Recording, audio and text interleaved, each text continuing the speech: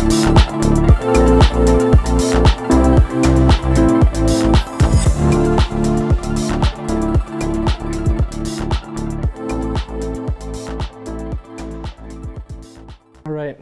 right, guys, welcome back to the channel. Thank you for watching.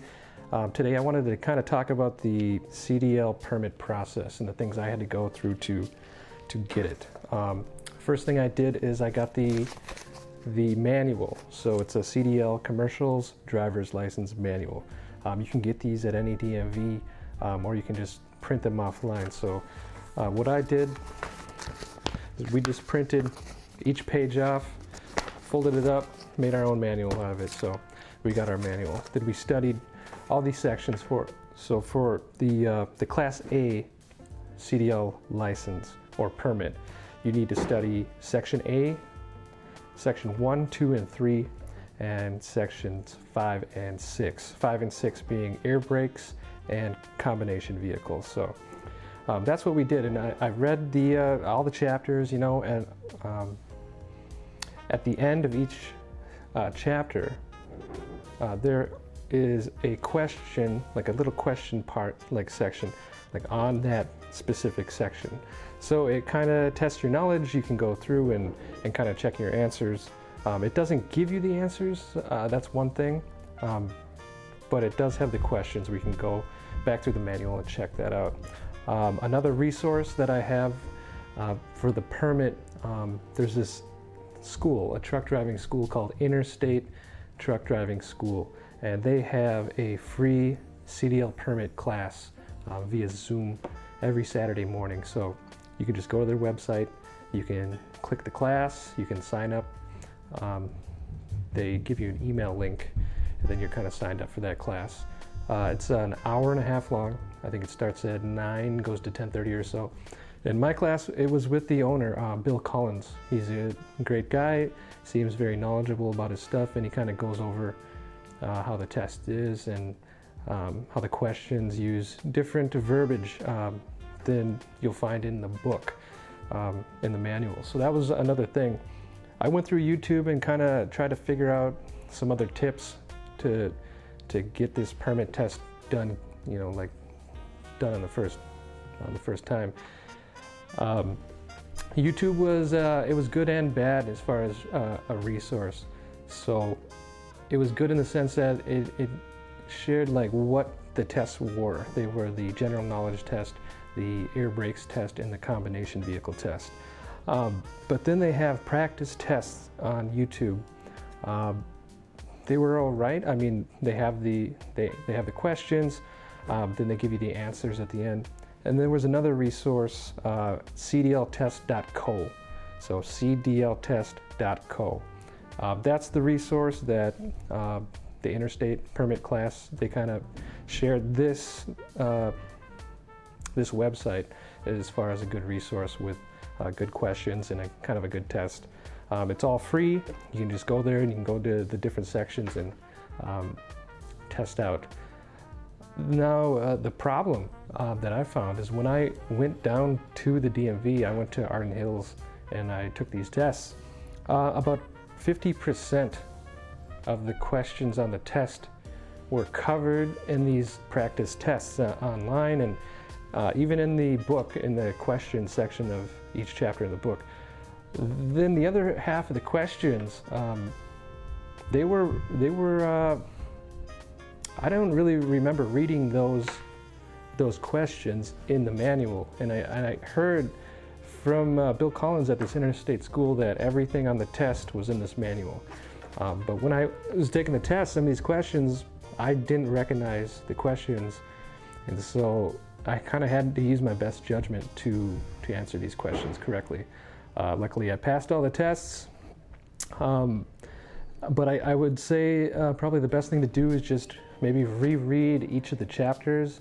And some of the questions on the test are going to use different verbiage than the way they're explained in the manual. So if you can recognize the questions on these tests that are actually the same questions or the same information as some of the things in these books, then you can kind of line it up and find the right answer on these tests. Another thing on YouTube that people had shared about these CDL tests, that there was a skip button. And so essentially you could go through, if you didn't know a question, you could hit skip, it didn't penalize you, and then you could move on to the next question. Well, I got there was no skip button at all, so be prepared for that.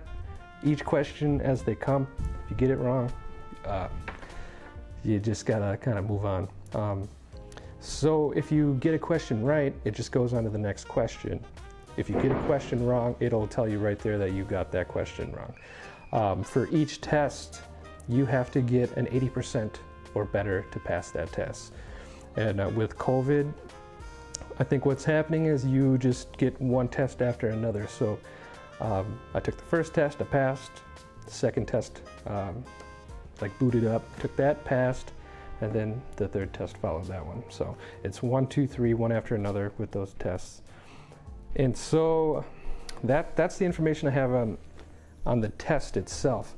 Now for the DMV and how that's all working as far as being in the COVID time, I was curious because I had to call around. I had to see what was the process with going in. Initially, I tried making an appointment, and that's just been a joke. The appointment line on the DMV website, it doesn't even let you make appointments anymore. It's so booked out that you can't even make an appointment. So after waiting on hold for about 2 hours, I finally got through to somebody at the DMV, and they said that it's walk-ins for the CDL. So you just walk in. So I kind of assumed it would be a walk-in, and then first come first serve. But when I got there, it was kind of a different story. So like I said, I went to Arden Hills. And as soon as I got there, I found out there was 2 lines forming outside of the building. The first line was kind of a check-in. It looked like an appointment check-in. And so that's the line I went to first, just to kind of talk to somebody, because that's the only line that had somebody, somebody working there. So I went there for information. And what they were doing was, whether you had an appointment or not, whether it was a CDL license or a permit test or not, they were giving everybody this number. And so you would text this number, and the number would text you back your place in line. And then she said, when you get another text, an invite text, then you can start waiting in the second line. So that's what I did. That was the process. I texted the number, I got my space in line. I think I was like 15th in line. And then I just kind of stood out there and waited until I got that next text.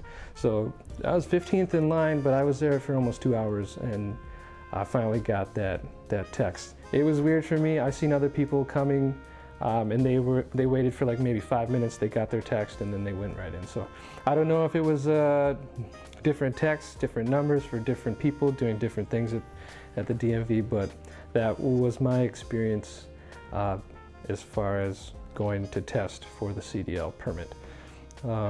So I hope this information was helpful. Hopefully it will be, because like I said, I was a little surprised when I got in there to take the tests. I initially felt like I was prepared with all these practice tests I was taking. I was acing them 100% every time. I would take the practice tests like 4 or 5 times a day, no problem. 100%. Then I got down there, and the questions, they weren't all the same from what I remember reading in the manual. So take this information. Hope it helps everybody. Appreciate everybody tuning in for this, and stay tuned for the next video. Thanks again, guys. We'll talk to you later. Bye.